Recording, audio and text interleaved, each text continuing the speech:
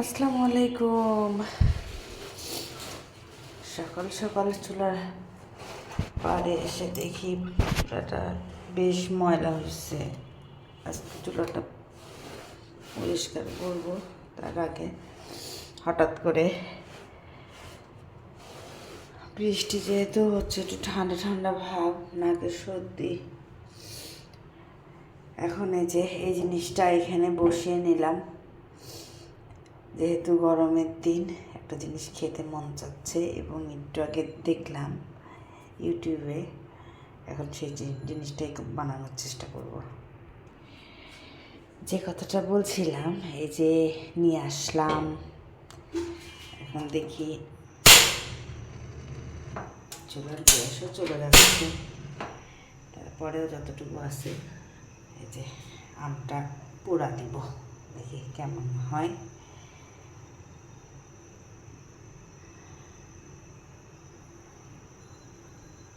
ভিডিওটা দেখে আমারও খেতে ইচ্ছা করলো, তাই পোড়া দিচ্ছি। দেখি আম পোড়ায় পোড়ায় মাখা করলে কেমন হয়, আজকে এটা দেখব।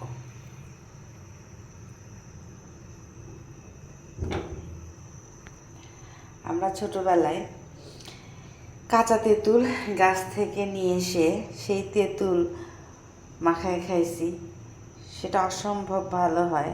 আম কখনো খাওয়া হয় নাই, আজকে আম মাখাটা করব, আমটা পোড়ায়।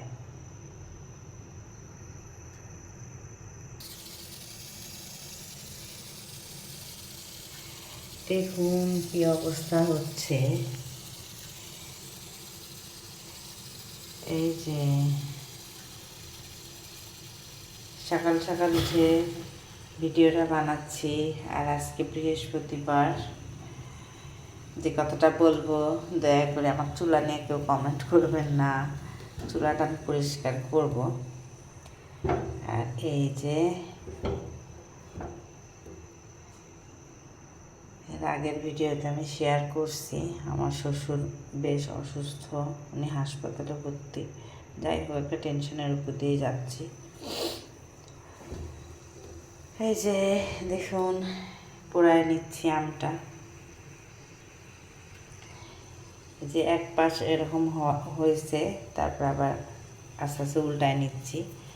বেশ গরম, কিন্তু কেউ হাত দিয়ে কাজটা না করাই ভালো। যদি কারো ঘরে যে এমনভাবে একটা চিমটা আছে না, যেটা যে মিষ্টির দোকানে মিষ্টি তুলে বা এই ধরনের, ওই জিনিস দিয়ে উল্টাইলে আরও ভালো হবে। আর যেটা আপনারা অনেকেই জানেন, আমার বনপাড়া থেকে জিনিসপত্র আমি আনা হয় নাই বিধায়, আর এখানে নতুন করে কিনতেছি না, ওখান থেকে সব নিয়ে আসবো। ওখানে আল্লাহর রহমতে আমার সব কিছুই কেনা আছে। এই আর কি, এখন মোটামুটি চলার মতো জিনিস দিয়েই চলছি। যেমন এখানে আসার পরে এই চুলাটা নেওয়া হয়েছে। এখন একটা সিলিন্ডার নিয়ে একটা গ্যাসের চুলা কেনার দরকার, কিন্তু বাসায় যেহেতু 2টা সিলিন্ডার আছে, চুলা আছে, সেহেতু কিছু নিচ্ছি না নতুন করে। সেদিন শুধু একটা মাল্টি কুকার কিনে নিলাম, যেহেতু একেবারে গ্যাস থাকে না। এই যে দেখুন আম পোড়া হচ্ছে, কত সুন্দরভাবে আমটা পোড়া হচ্ছে, দেখুন।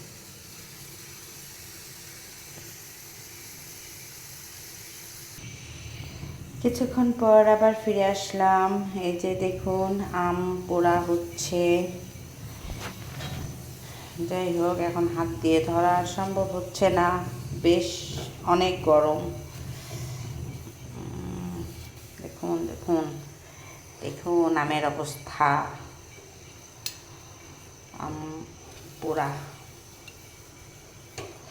আসল কথা কি, আমরা মোবাইল ইউজ করাটা, হ্যাঁ মোবাইল বেশি ইউজ করলে অনেক সময়, এটা ঠিক, যে কোনো কিছুই নেশায় পরিণত হয়।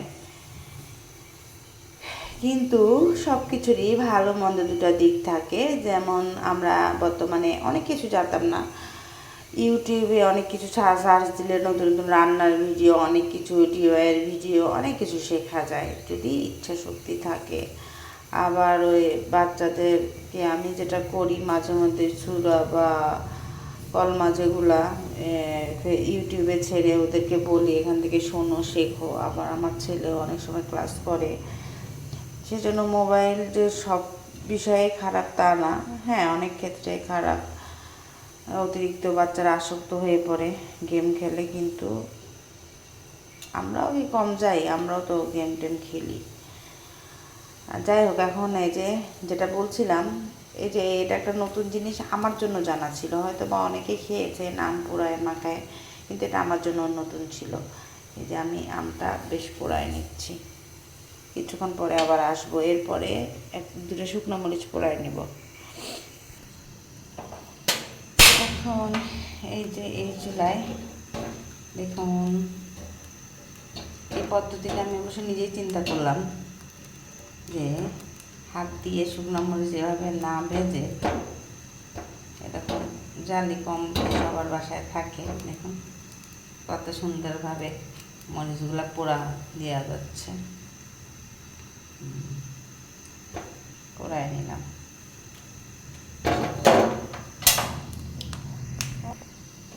এই যে দেখুন কত সুন্দর পোড়া হয়ে গেছে, শুকনো মরিচ পোড়ালাম। এই যে আম দেখছেন, আমের ভিতর থেকে ও জাস্ট জুসি জুসি ইয়ে বেরোচ্ছে। আমার আবার ছোটো মরিচ অ্যালার্জি, খুব ঝাঁঝ লাগে নাকি। এখন এই যে চুলাটা জাস্ট বন্ধ করে দেবো।